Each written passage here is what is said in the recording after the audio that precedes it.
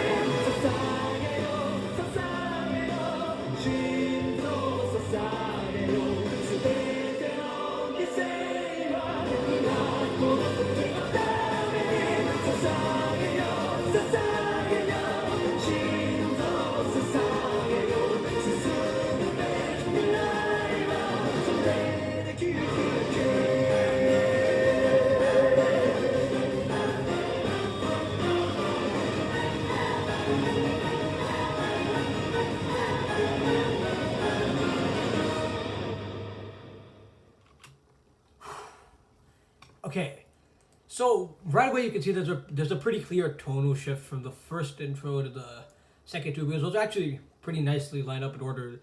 This is the season 1 part 1 intro, and that's the season 2 1 part 2 intro, and that's the season 2 intro, and it all lines up pretty nicely. So, anyways, I wish I could show you the other two because all of these are bangers. I've done the three except for Red Swan. I hate Red Swan. I wish I could show you those, but I don't have enough time right now, because then we're going to have a really, really, really long video. So, first point I want to talk about, this is the tone. So this is as you can see, it's a pretty dark song. Like the one part that always got me in the song was the opening. This part.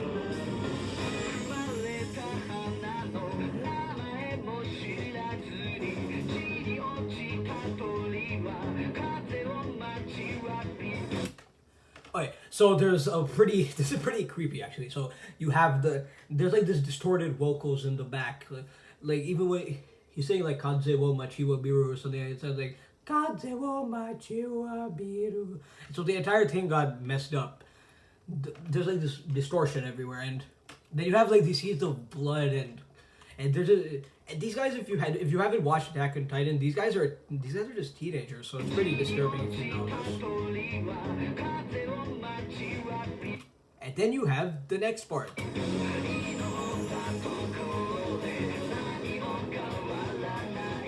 There's literally blood spattered over the screen, and there are titans going everywhere, and there's fires in there. There's fires. This is okay.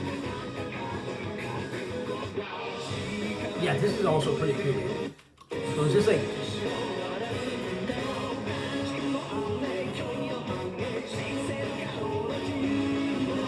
And another thing I would like to point out is that in the entire song, there's not much brightness. Like up to now, it's mostly just, it's either dark grayish or there's like subdued greens and oranges. It gets better in the next few shots.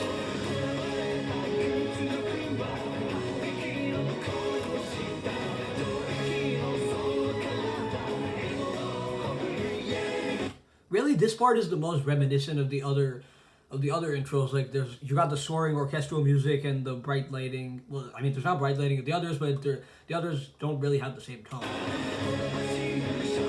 This is, okay, now it gets back to the dark tone. And then you get this absolutely chilling shot of Eren and the Colossal Titan. And then you got Jean.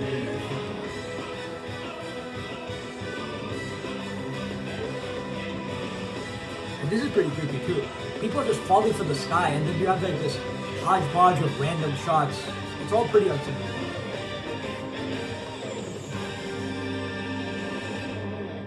The only other intro I can think of that has a tone like this is Shokei to Toshika Bane no Michi, which is the season 3 part 2 intro. You know what? I'm just gonna show you. I'm just gonna show that too. At least the beginning.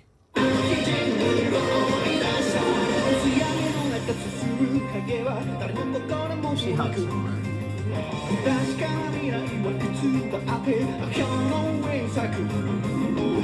anyways, so I think you get the point. The only thing that really resembles this is Shokei Toshika Bane no Michi. The rest is look at Tsubasa, Juno Tsubasa. This is just anthemic. I mean, this part is anthemic. This part is.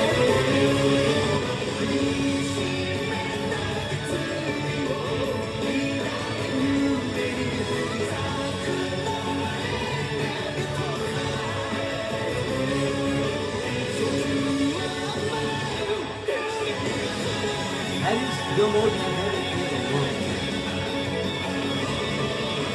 And then you have Sasageo, which is literally the national anthem of wherever this is. Just look at this. Just look at this. Look at this. Wherever these people live, whether it's Madagascar or Germany, this is the national anthem of their island. Because it's an island. That's the one of the points. This is just a darker song. The entire thing is more grim and even more bloody than the rest of them. Okay, now there's a second thing I would like to point out. Look at it. Starting from here, look at this. Anything strike you about this? Not even this. This.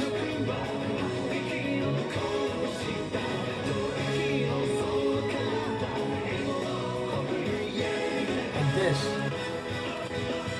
Look at this.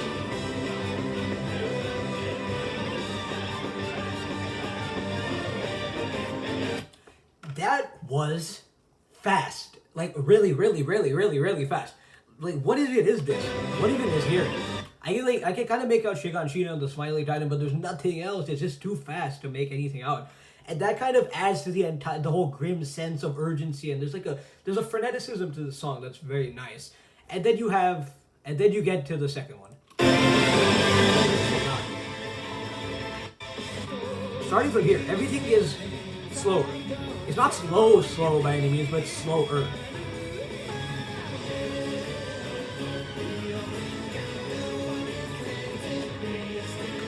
And if you're comparing it with the first one, which is Guren no Yumiya, if I haven't mentioned already, this is like a snail. Sasage. Look at this, it's just so slow comparatively. Okay, now it gets faster. And the action shots in this one are slow. This is the action shot. Compare that to the one in Guren no Yumiya.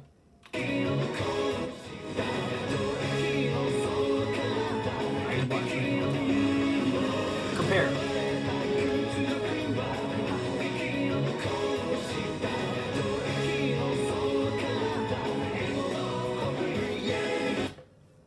What I'm trying to say here is that Guren no Yumiya has got speed. Like speed. Meanwhile, the rest of them, they're just slower. And then you have Red Swan. Yeah. And the greatest thing about this is just the music. The greatest thing about this intro. Listen. Starts with that music. Then you got this. Then you got ha ha ha and the strings.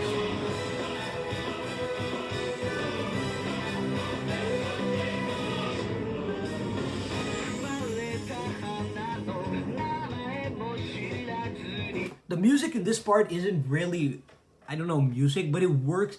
These parts in the Kaze wo Machi wo Biru scene are two of my favorite scenes in the entire thing for a reason, because of the music in the background.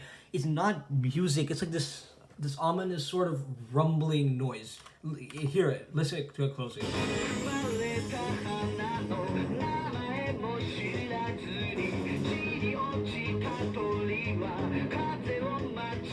And then you have the drums going like really fast. When mostly it's just that rumbling. And then you get to the next, which are even, the next two scenes, they're absolutely awesome. They're even better than this. You have the strings and everything. You got the music. And I'm probably reading it too deeply, but I don't know, maybe the white windshield wiper effect is, maybe it's something about the cycle of violence. I don't know about that, but you can hear the music in the background, and it's still foreboding and ominous. Slightly, it's a lot more musical than the last two scenes, but still. You know, even here. This is kind of a patriotic shot because you got the country flags and that spire and all these people that they look like they're doing some kind of salute here. So, and you can hear the strings are higher and more soaring here, kind of like in Sasageo. Oh, it's higher. Listen. Overall more hopeful and patriotic. And here they absolutely reach its peak because the 104th Training Corps and the chorus is like running and jumping off the building.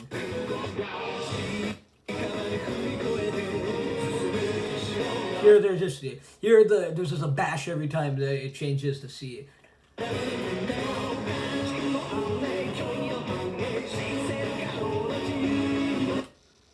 And the music is all working well, and then you get to the next part.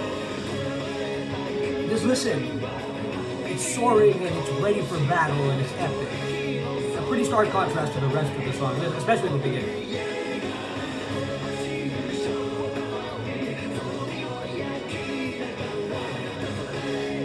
And everything just stops. And it starts again.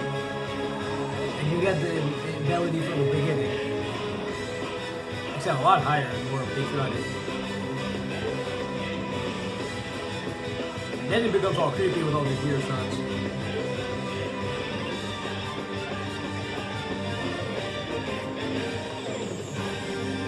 This is the only slow shot in the entire intro.